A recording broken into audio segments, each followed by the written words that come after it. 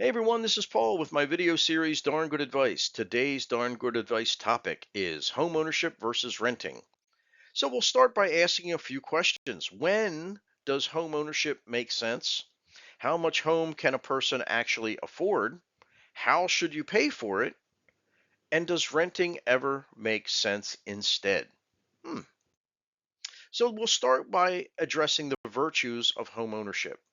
Home ownership has always been part of the American dream to own your own piece of property, and one day it will be paid off and forever be yours, as long as you pay a small amount of property tax in your state, and of course a little bit of upkeep and maintenance to keep it livable and habitable. But from a financial standpoint, one of the other things that buying a home does for you is that it stabilizes your housing costs for the next 15 or 30 years if you get a 15 or 30-year fixed rate mortgage. Whereas rent is steadily increasing. You don't know how high it's going to increase, but I can guarantee you it'll cost more next year than it does this year. The home is constantly appreciating as well. And as the property owner, you get to benefit from that appreciation. You can borrow against that equity, or you can simply allow that equity to grow and add to your overall net worth. Or one day in the future, you can sell your home and regain all those capital gains, often 100% tax free. Yes, we'll address that later. And do things that you cannot do as a tenant in someone else's property. So this sounds so good, it begs the question about renting. Does renting ever make sense? And the answer is yes. Renting is perfect on a short term time horizon. If you're going to have a tenancy or a residency of less than 5 years, renting is probably in your better interest. Buying a piece of property is very expensive, not only with the down payment, but also the settlement costs, the deed lookup, the document preparation, recording the transaction at the courthouse, the listing agent and buying agent's percentage of a commission on each sale. So you don't want to buy and sell a house in less than 5 years because the chances are that your property will not have appreciated enough to cover the cost of becoming a homeowner in the first place. So there are many reasons that you would have short-term tenancy. Perhaps if you're single, you don't know what the future holds. Your future spouse may or may not like that house, may or may not like that neighborhood. If you're unsure of the neighborhood in general, moving to a brand new area, how are the schools? What's the crime rate? How noisy is it at night? Are there things that you can go and do within walking distance? What's rush hour traffic like? You may find that you don't want to stay in a particular area. And by being a tenant and renting, you have tremendous flexibility and mobility that a homeowner would not have by comparison. And what if you're unsure of your career? You want to go where the next job is or where the next push in the market is. As a renter, you can basically get up and go within a year, even sooner if you're willing to pay perhaps 1 month extra rent as a penalty and break the lease. These are things you cannot do as a homeowner. And another perfect reason for becoming a renter is to live cheaply while you put all of your extra money away, stacking cash for an appropriate size down payment so that you can eventually become a homeowner. And that is a topic we're going to address in much more detail later on in this video. And then there are people that are simply not suited to be homeowners. Home ownership is a lot of work. Maintenance, upkeep, cutting the lawn, raking the leaves, shoveling the snow, depending on where you are in your geographical area. There are some people that are just not inclined or physically capable of doing those things, and they would prefer to rent. But renting also has a lot of other misleading connotations that I'd like to address now. So let's start with myth number one. Myth number one says, well, as a renter, the landlord pays the property taxes, not you. You don't have to pay for maintenance. The landlord provides that for you. Just call the maintenance department next time the garbage disposal is clogged. It says you don't have to pay for upgrades. Next time you move into an apartment, chances are it will have a fresh coat of paint, it'll have brand new carpet, it may have updated appliances. And in the short term, or at least in the immediate need to put a roof over your head, renting is substantially cheaper than owning. And those things are true in the short term. Now let's juxtapose that to some facts, shall we? First of all, your landlord is not running a charity. So if there are any costs involved in maintaining this property, including property taxes, including insurance, including maintenance, including new appliances, plus allowing for X amount of vacancies or the costs of evicting former tenants, plus the fact that he's doing this as a business and needs to make a profit. There is absolutely no way in the world that renting could ever be cheaper than owning because all of the ownership costs plus a profit margin get built into your rental monthly cost. So even though you're paying one fee a month and calling it rent, you're still paying property taxes. You're still paying for everything that happens in those buildings. And as I said earlier, rental costs will always increase each time your lease is renewed. So rental costs typically track home ownership costs. So as homes in the area increase, then living in that area as a renter will also increase. I don't know how much that will be, but I guarantee you it will cost you more in the future than it's costing you today. And rent lasts forever. You will never own it. You will forever be paying rent as long as you are not a property owner. And you get no access to the equity in the property. There's nothing for you to sell. There's nothing you can borrow against. And you have no control over the property itself. You're simply a tenant in someone else's property. So many myths that are spread about the virtues of renting fall by the wayside, especially when we go beyond a 5-year time horizon. So financial aspects of home ownership are very clear. You lock in your housing cost, you get your appreciation tax free. I'm going to talk you more about that for sure. And eventually, when your home is paid off, it trickles down through your financial blueprint. Housing costs, whether it's renting or home ownership, are normally one of the largest budget items on a monthly budget. If your home gets paid for and your housing cost shrinks significantly, that also means that you're shrinking the amount of money that you're going to need in your emergency fund because the number of bills that you have has now shrunk. It reduces the amount of money you need in retirement. It reduces the amount of money you need to allocate or make allowances for when you're purchasing life insurance.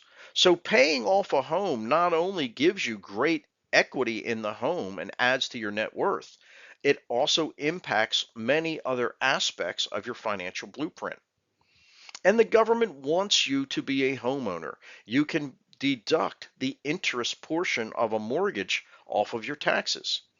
And now I'm going to circle back and show some really cool math about property appreciation using something called leverage. Now, leverage is a very simple term. When a small amount of force can move a much larger object. Financially speaking, it's when a small amount of money gives you control over a larger valued asset. In this case, let's take a look at what it takes to become an owner of a $100,000 piece of property that will appreciate at 5% a year. In the first year, that means $5,000. So let's take a look at how leverage changes the mathematics of your investment dollars. So year number one, you're going to put 20% down. That gives you the control over this piece of property. And you end up with a mortgage with a $600 a month monthly payment. $600 a month times 12 months means that you're going to have an additional $7,200 out of your pocket. So we add these two numbers together. 20,000 plus 7,200 is 27,200. Your $27,000 $200 out of pocket expense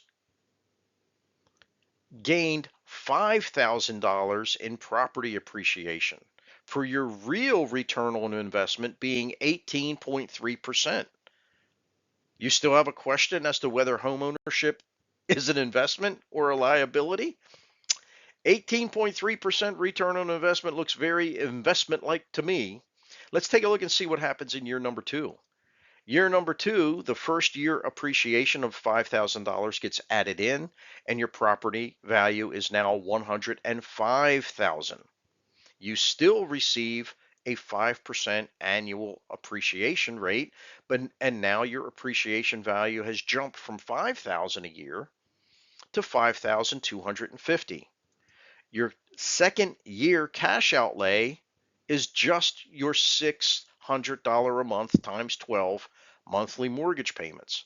So for $7,200 out of pocket, you earned $5,250. That means your actual rate of return is almost 73%. Wow. Now, if we take a look at the total appreciation, year one plus year two, and we compare that to the total out of pocket expenses, year one and year two, you'd still have a rate of return just shy of 30% in your favor. So, yes, home ownership makes a lot of financial sense. And yes, I consider home ownership to be an investment for sure. So, smart buying, right? The house you can afford done the right way. This is critical. This is where we get into how much home you can actually afford. Let's start with this. If you want to become a homeowner and do it the right way, we walk our way into things. First of all, we want to save up. Remember, we said this as a renter, saving up for the proper size down payment. A conventional loan with 20% down. Now, 20% is a magical number in the world of mortgage financing. The banks say that if a person can't afford a substantial down payment, they have a high likelihood of foreclosing and defaulting on the loan, right? So the homeowner defaults, the bank has to foreclose. To protect the bank, this has nothing to do with you. To protect the bank, they will charge you something called PMI, private mortgage insurance. And private mortgage insurance can be as much as $200, $250 a month for the next 11 to 13 years until you get to that 20% loan to value ratio. You want to limit your mortgage payments, or even your rent payments for that matter, to 25% of your take home pay. The other thing we want to do is we want to, whenever possible, get a 15-year mortgage instead of a 30. Now, even though a 15-year mortgage pays off the house twice as fast as a 30, it does not cost twice as much money. In fact, the increase in monthly payment is slightly more than 25% higher. And yet, in this example, paying off your home in half the time, and a 15-year loan gets a lower interest rate, by the way, than a 30, can save you hundreds of thousands of dollars. So this is significant in your overall financial plan. You want to choose the home you can afford, not the home you want. Many people believe that when they go out and buy their first house, they want it to be their dream house, one and done.